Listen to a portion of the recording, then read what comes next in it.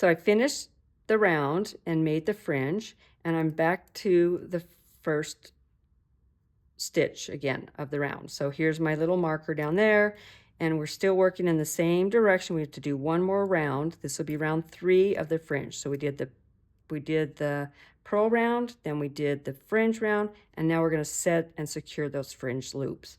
So we've got the loops in the back, and now on this round you have to be very careful, and don't need to worry about going behind fringe loops or anything. You're just going to do a round of straight knitting.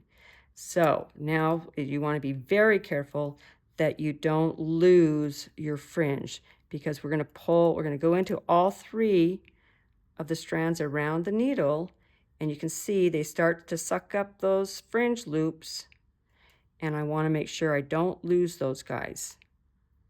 And so then I'm going to go into the next ones very gently. If you do it really quietly, it makes it easier. So I'm kind of really taking them and using a bit more tension than I normally would, just to make sure. And you can see I'm just ever so slightly taking them off the needle and working really close to that needle so that we don't lose the fringe.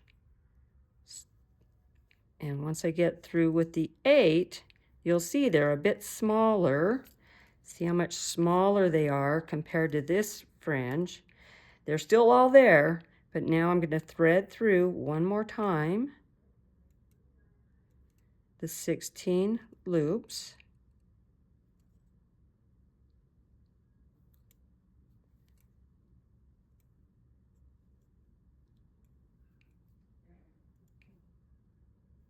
And I'm going to pull again and push down on those knots.